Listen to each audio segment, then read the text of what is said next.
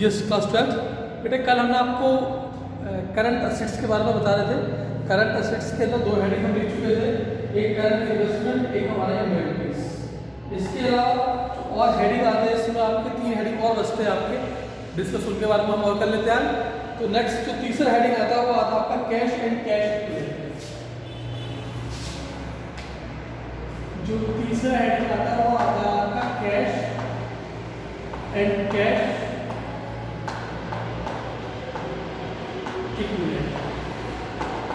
Cash and cash equivalent के अंदर बेटा आपका कौन कौन सी इंफॉर्मेशन आती है आपकी?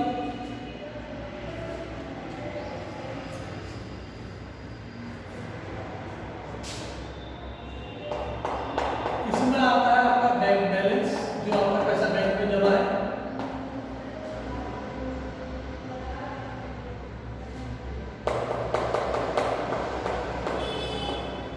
यह check in hand,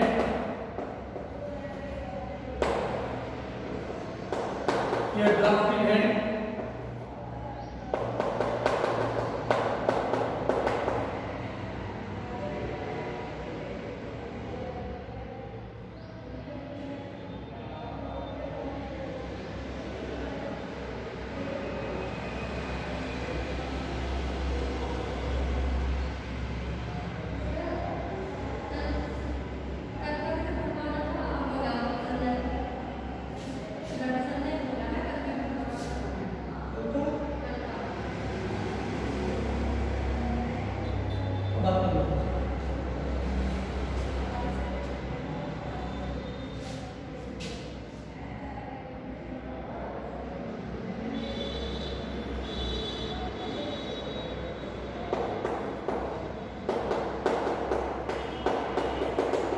bank deposits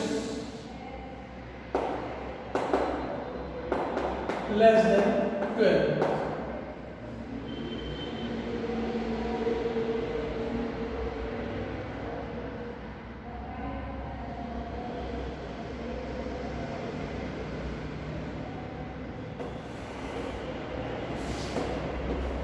चौथे नंबर पर आता है इसके अंदर आपका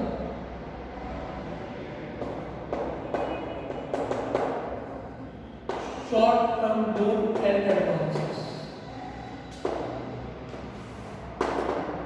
short term loan and advances के अंदर आपका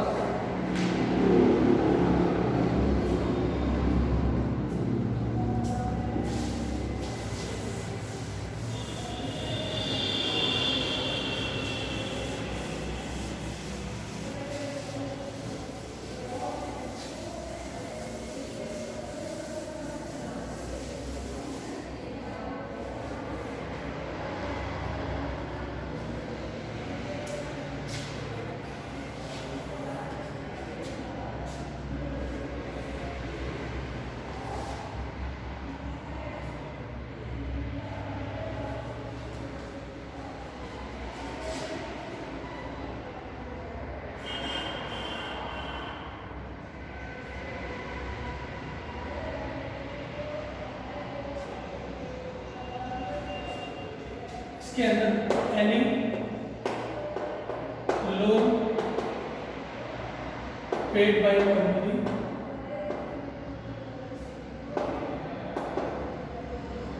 less than 12, like advance to supplier।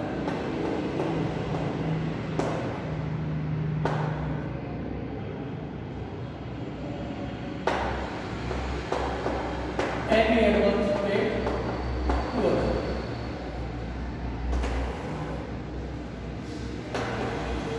Last में आती है other current assets.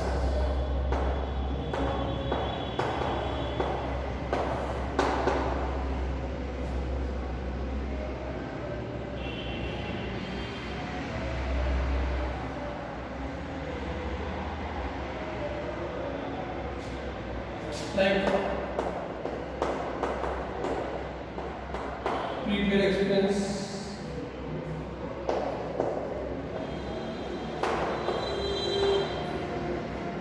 accrued income,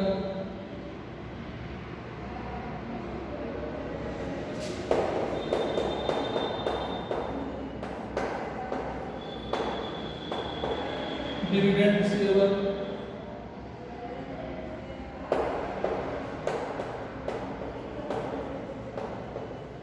advance taxes,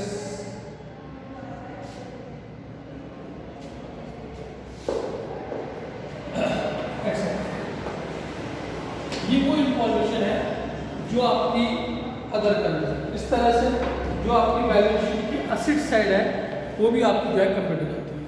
फिर आता है इसको क्वेश्चन के अंदर आपका कि क्वेश्चन के अंदर हमारे एग्जाम में इसके न्यूमेरिकल्स किस तरह के, सॉरी इसके क्वेश्चंस किस तरह के आते हैं, किस तरह के क्वेश्चंस हम इसके एग्जाम के लिए प्रिपेयर करते हैं हमारे। तो देखिए इसमें क्वेश्चन किस तरह के आते हैं इसके।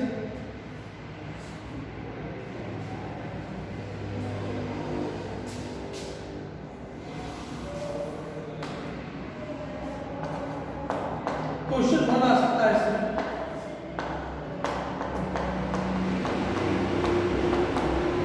Write down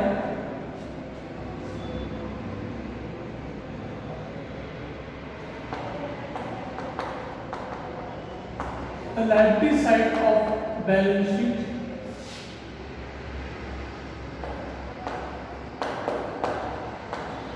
only has। Question में ये हमसे कहा गया कि क्वेश्चन में जो लायबिलिटी साइड है हमारे बैलेंस शीट की उनको शो करने के लिए कहा गया, बैलेंस शीट जो लायबिलिटी साइड है उसके शो सब हेडिंग शो करने के लिए कहा गया। तो याद रख के चलना, अगर क्वेश्चन में आपसे बैलेंस शीट की लायबिलिटी का हेडिंग शो करने के लिए कहा गया तो आप जो हेडिंग लिखेंगे वो आप प्रॉपर सीक्वेंस में लिखेंगे, आप ऊपर नीचे नहीं कर सकते। यानी कि जो इस क्वेश्चन का आंसर होगा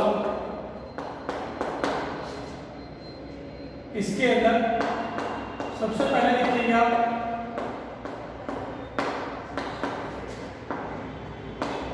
शेयर होल्डर्स फंड, नंबर 2 पे लिखेंगे इसमें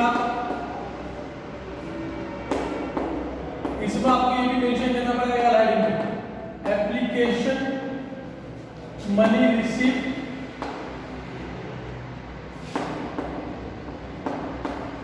पेंडिंग अलॉटमेंट। तीसरा होता है आपका नॉन करंट लायबिलिटी,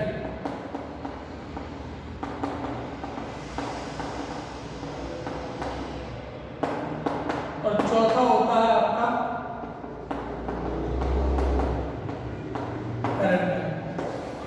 ये आप प्रॉपर सीक्वेंस में लिखेंगे, इन्हें आप ऊपर नीचे नहीं कर सकते। ये 4 इंफॉर्मेशन है हमारे बैलेंस शीट लायबिलिटी साइड के अंदर, तो इन्हें आप एज इट इज लिखेंगे। इन्हें आप ऐसा नहीं है कि पहला कुछ और बाद में ऐसा नहीं है, आप सबको लाइन से लेके चलेंगे। ऐसे ही क्वेश्चन में दूसरा क्वेश्चन आ सकता है हमारा क्वेश्चन नंबर 2 जो ज़्यादा इंपॉर्टेंट क्वेश्चन है, ज़्यादा एग्जाम में आता है हमारा इसका, वो आता है write down the subheading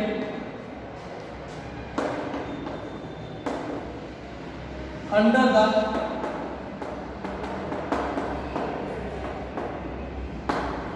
main heading of current assets। ऐसे ही नहीं क्वेश्चन है कि इसी क्वेश्चन को पूछेगा आपसे, यहाँ से करंट असेट्स के हेडिंग पूछेगा, किसी भी पूछ सकता है। ये भी इंपॉर्टेंट क्वेश्चन है, एग्जाम में जाता क्वेश्चन ऐसा है, ये क्वेश्चन और करो उसके बाद उसके क्वेश्चन एग्जाम में जाता आता है। तो ये आपसे क्वेश्चन पूछ सकता है कि कोई भी एक आपको हेडिंग दे दिया, करंट असेट्स दे दिया आपको, और आपसे कहा कि उसके अंदर की सब हेडिंग लिखो, या करंट लायबिलिटी दे दी उसके अंदर की सब हेडिंग लिखो, या कोई और हेडिंग दे दी, ये कह दिया आपसे, मान लो क्वेश्चन में आपसे कहती नॉन करंट लायबिलिटी दे दी और कहा कि उनके सब हेडिंग लिखो। तो किसी भी इसमें हो सकता है कि किसी भी आपको हेडिंग दे देगा और उनके अंदर की सब हेडिंग लिखने के लिए आपसे कह देगा। तो इसी वजह से जरूरी नहीं होता कि सीक्वेंस में आए, फिर भी कोशिश करना सीक्वेंस में आ जाए। जो आप इसका आंसर लिखेंगे हेडिंग डालेंगे इसके अंदर पहला, सॉरी नॉन करंट लिखते हैं, ये अच्छा है। तो हेडिंग डालेगा नॉन करंट असेट्स, और इनके अंदर की अब आप सब हेडिंग लिखनी शुरू करेंगे। जैसे कि आपको पता सबसे पहले सब हेडिंग आती है इसके अंदर फिक्स्ड असेट्स। एक और बात, ये सिर्फ मेन इसी के अंदर उतर ड्रामा होगा। फिक्स असेट्स के अंदर पहला है आता आपका टेंजिबल फिक्स असेट्स होती है, तो आप मेंशन करेंगे इस चीज को। दूसरा आपकी होती है इंटेंजिबल, तीसरी होती है आपकी capital work in progress,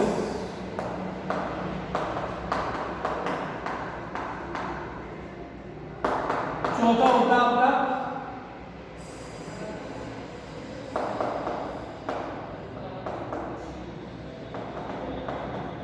intangible assets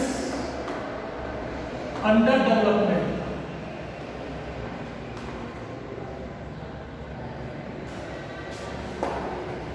दूसरा सब हेडिंग आता है इसके अंदर आपका नॉन करेंट इन्वेस्टमेंट। तीसरा आता है आपका इसके अंदर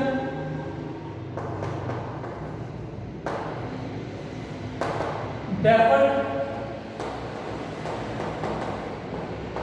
टैक्स लायबिलिटी। चौथा आता है इसके अंदर आपका अदर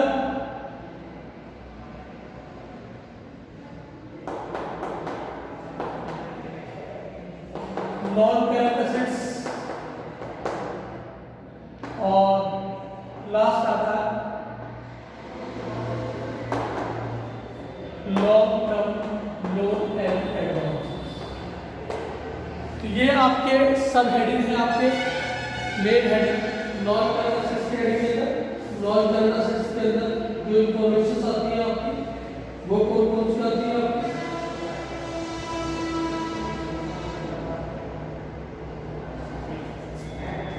इसमें देखो ये ऊपर नीचे हो गए, तो कोई दिक्कत नहीं, इसमें ऊपर नीचे कर सकता, कोई दिक्कत वाली बात नहीं है हमारी। तो मेन हेडिंग जो है वो ऊपर नीचे, जैसे सब हेडिंग है ऊपर नीचे हो जाते हैं तो आप इन्हें कर सकते हो, कोई दिक्कत की बात नहीं है। अब मैं आपको एक चीज़ आपको और सेंशन डिस्कस करता हूँ इसके अंदर। ये दो तरह के क्वेश्चन हो गए, इसके अलावा एक मैं आपको हेडिंग डिस्कस कर रहा हूँ, उसमें आती है आपकी इसमें contingent liabilities.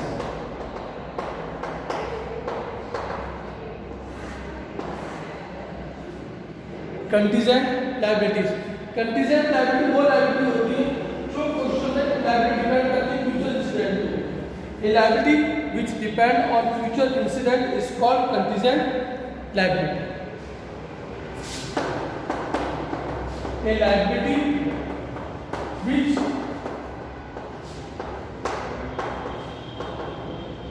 depend on future incident is contingent liability, जो फ्यूचर में डिपेंड करती है हमारे। इसके जो मेन एग्जांपल है आपके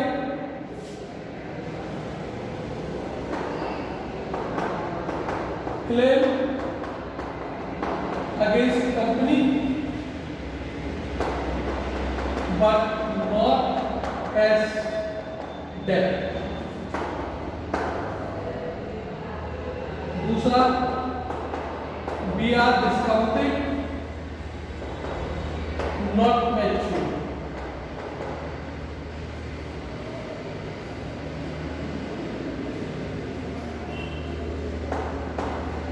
तीसरा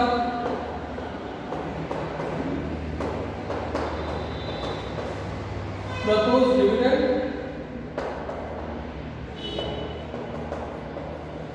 current year, और चौथा other claim not acknowledged as debt। ये सब जो होते हैं आपके, ये सब आपकी कंडीशन लायबिलिटी होती है, और it's shown as footnote under balance. ये बैलेंस शीट में, बैलेंस शीट के नीचे ऐसे फुटनोट शो की जाती हैं, यानी कि बैलेंस शीट ऑर्डर में शामिल नहीं किया जाता है इनको, ये ऐसे फुटनोट शो करी जाती है कि ये बैलेंस शीट खत्म होने के बाद स्टार बना के इनको बैलेंस शीट नीचे शो कर दिया जाता है। तो ये लायबिलिटी होती है आपकी कंटीजेंट लायबिलिटी, और ये लायबिलिटी टोटल में शामिल आपकी नहीं होती। तो इस तरह से बैलेंस शीट का जो हेडिंग सब हेडिंग इन्फॉर्मेशन वाला टॉपिक खत्म होता है। कल एक क्वेश्चन आप और सॉल्व कराएंगे इसका। कि चैप्टर आपका खत्म हो जाएगा। और हाँ, एक टॉपिक और बचता है इसके अंदर, statement of P and L account, वो भी कल करेंगे।